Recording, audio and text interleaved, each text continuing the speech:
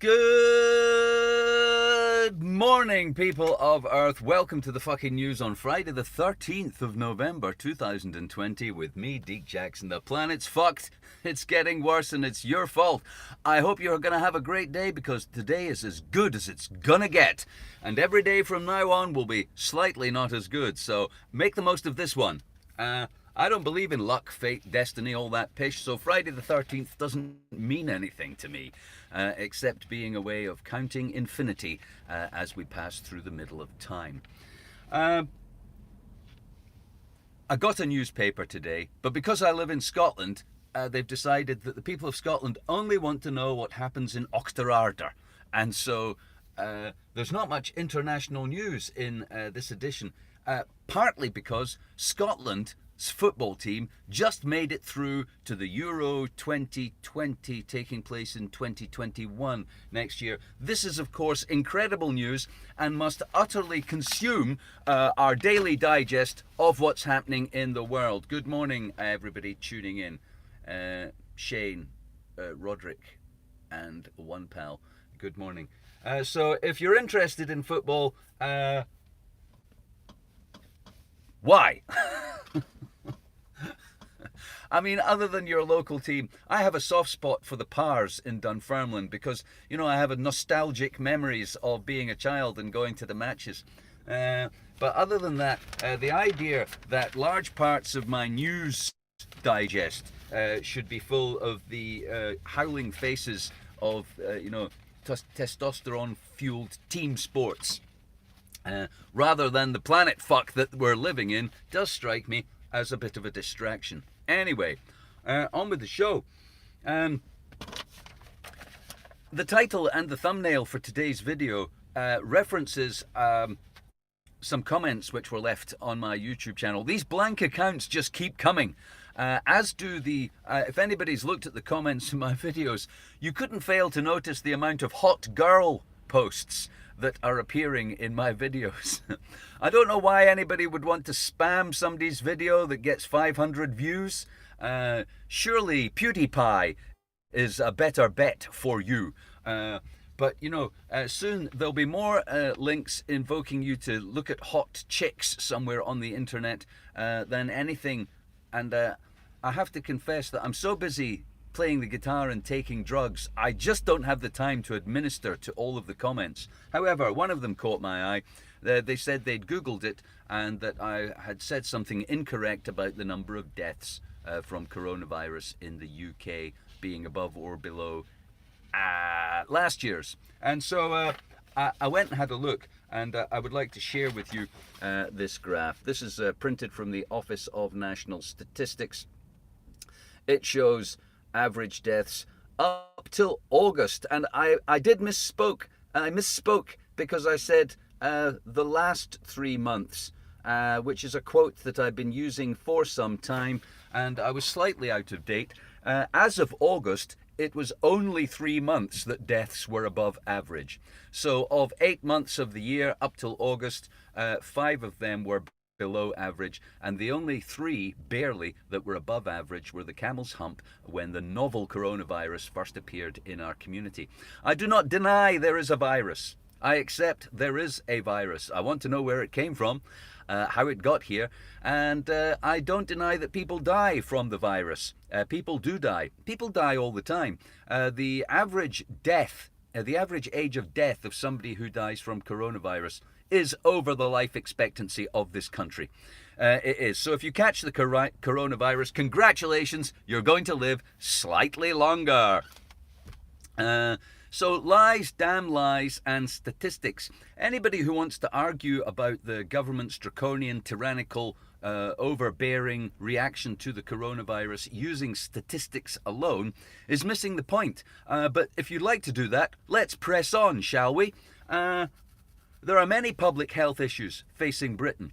There are nearly 5 million children living in poverty, and there have been for decades. So fuck you if you think spending 200 billion to save my granny dying 6 months earlier is a good use of public money. That's public money. The government doesn't have any money. That's my money. I'm going into debt to pay for these for extending the life of these septuagenarian fucking planet eaters who should just fucking die and stop buying shit from Argos in their beige slacks. Fuck you, old people. Fuck you. You and your fucking baby boom generation are responsible for the Buzz Lightyear plastic hell that I have to bring my children up in. Fuck you all. I hope you die exactly on the age of 70 like the Bible said you should. Oh, lordy, lordy. 3 million people a year die on this planet from malaria, most of them under 5. Oh, you would think, as a public health emergency, that would attract significant funding. A blood-borne disease that we could potentially spend the trillions and trillions of debt printed for the slaves of this planet to pay for our own fucking incarceration, slavery, lock-up, lockdown, liberty loss, freedom restriction, on the basis of what? A million dead people from coronavirus? Man, diarrhea kills 2 million people a year, and we could cure that for $1. If you want to argue with me that, oh, you know, the statistics don't support your argument, Deek, let's get what my argument is exactly, okay? Let's be clear. My argument is this. People have been dying on this planet of things that we could do shit about for a long time, and we never did shit about them. Millions and millions and millions of people die every fucking year. Children, principally, of diseases that we could treat for next to fucking nothing. If you wanted to make me a debt slave to save some lives, I would rather save the 4-year-old black kid in Nairobi shitting his fucking rectum out because of blood-borne parasites we could have done some shit about than that 70-year-old blue-rinsed Tory cunt in fucking Essex who's so afraid of dying she wants me to lock up my fucking life. Fuck you all, you fucking life is so precious cunts. No, it fucking isn't. We're skyrocketing to 8 billion people on this planet. Why? Oh, so we can poison the ocean and the air and rip the fucking heart out of the land quicker, more effectively. So we can all have my fucking pony for Christmas. You cunts. Fuck you. I hope loads of people die from coronavirus. Coronavirus isn't killing enough of you old fucks. Fuck you all. I hope you die before you buy another plastic bag to put your sherry in. Fuck you all. Good morning. Welcome to the show. If you're going to put me into debt to save lives, I wanted to save people who haven't fucked up the planet for the last 70 years. I'd like to save some people who might enjoy spending some time on Earth, not people who have already fucked the planet. So all you old people, wetting yourselves about dying and whether or not you're going to enjoy one last cruise or a walk down the beach at Bognor, fuck you. I hope you die. I do. In fact, I don't hope you die. I am willing large numbers of people on planet Earth to die, because I'm on the side of the trees. Just for a laugh. Not that I give a fuck about trees. Actually, cosmically, I don't give a fuck if this planet disappears up the arsehole of the Great Reset. I really don't. Do you think in all of the cosmic wonder of the universe, it matters what happens to humans on Earth? Are you fucking shitting me? Honestly, we are cosmically insignificant except in your own mind. Only you give a fuck about you. Only you give a fuck about you. I don't give a fuck about you. The government doesn't give a fuck about you. I don't have to give a fuck about you and whether you catch something that might not allow you to go on your, fossil-fueled Christmas rampage. Nobody has to give a fuck about anybody else. This life I'm living on Earth is mine to do what I want with, and it's yours to do what you want with. And fuck you if you think I have to do anything you want, ever. Okay, on with the news. Scotland progressed to the Euro 2020 and Boris Johnson lost one of his top advisors. In other news, it's Christmas. It really is. You know, it's Christmas here already. It becomes Christmas. Right? It becomes Christmas the day after Halloween. The only good thing about this Christmas is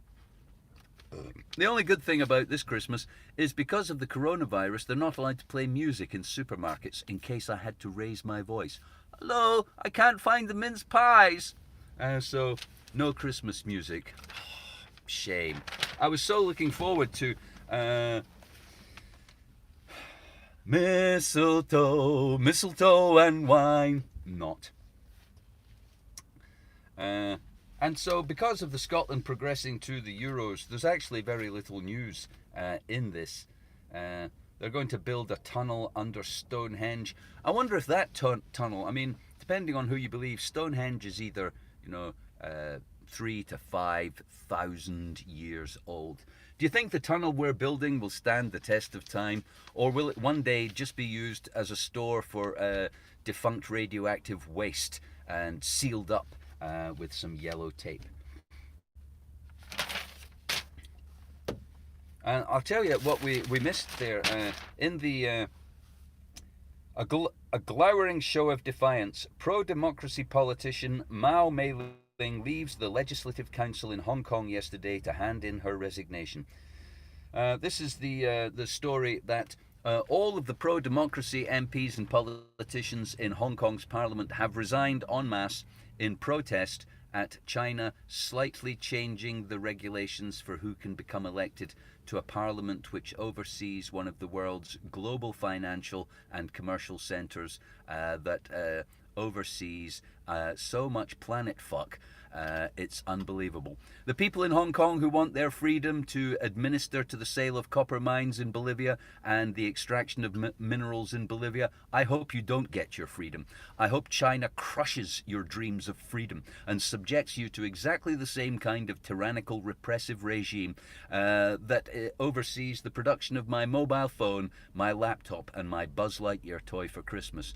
Your freedom. You want your freedom so you can go back to your apartment and gaze out over Kowloon Harbour and, watch time-lapse videos of the Aurora Borealis on your 4K fucking television. What is it you want your freedom for, people of Hong Kong?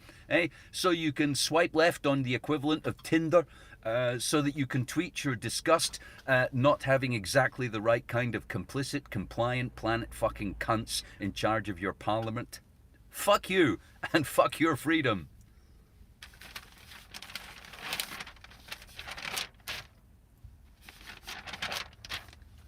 Good morning. I hope you didn't tune in for the ambience. Arnold Lane, thanks for the donuts, man. One day we should share a cup of coffee and some donuts. If it wasn't for lockdown, I would be travelling the country busking until it gets really cold. Okay, in political news in Britain, Boris Johnson appears to be shaking up his advisors, and there are some claims that this is because of the role of his partner, Carrie Symonds. Now, yesterday, I might have been slightly unkind to Carrie Symonds. I don't know. I wasn't sure of her political or educational background, but it turns out, and I remember now, that the reason they met is that Carrie Symonds was the director of communications for the entire Conservative Party before becoming the person who sucks Boris Johnson's cock. And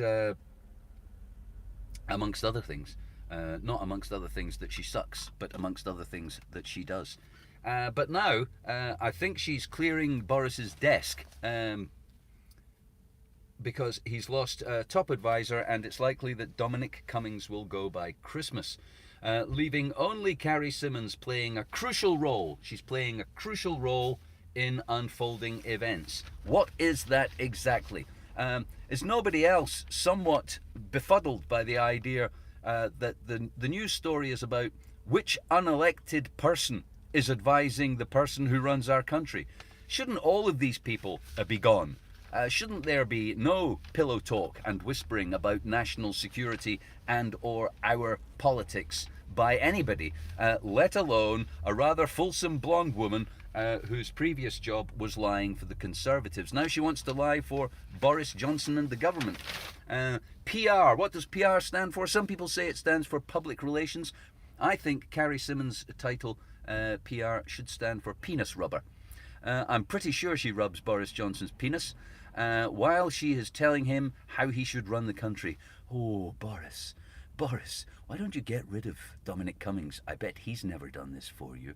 Eh? Does Dominic Cummings do your PR? Does he do your penis rubbing? Does he? No. I'm the only one who does your penis rubbing. Yeah, Carrie Simmons, what have you got to fucking say about my life? Fuck you. This is the fucking news, by the way. This is not Good Morning Britain.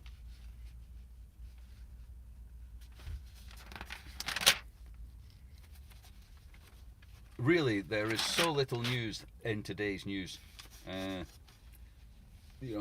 American news. Trump is reshaping his cabinet with new faces. And Joe Biden has apparently created a banner. It says, Office of the President-elect, which is some sort of make-believe fantasy. I wish there was a picture of it, because Alex Jones created exactly the same banner. You could too. Anyone could claim at the moment to have been elected. Anyone at all could claim to be the President of America, as the election is still being disputed and the results are still not completely known. So if you're an American, enjoy the moment, enjoy the fantasy like a lottery win before you check your numbers. You could be the office of the president-elect. Get yourself a banner, do some green screen, put a blue suit on, smile for the cameras. Joe Biden, by the way, does anybody remember the bad guy, the demon preacher from Poltergeist? Isn't that Joe Biden? Isn't Joe Biden the ghostly, demonic preacher who led his flock to an underground cave and then watched them die slowly as he preached his gospel? Isn't that who Joe Biden reminds you of? He reminds me of that. Why it matters someone you never heard of quit their job in number 10, says Stephen Bush. I've never heard of Stephen Bush, so who cares? All right.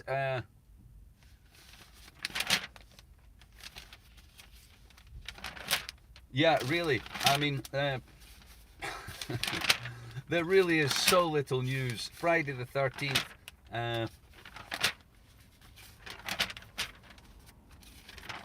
Art, culture, spurt.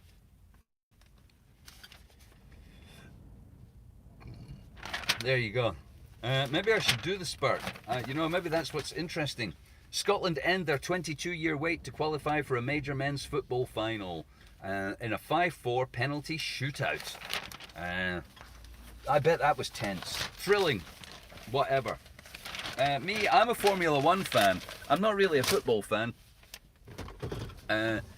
It just all seems like it's part of the bread and circus establishment zeitgeist. They want you to take an interest in that shit. The only sport I take a passing interest in is Formula One.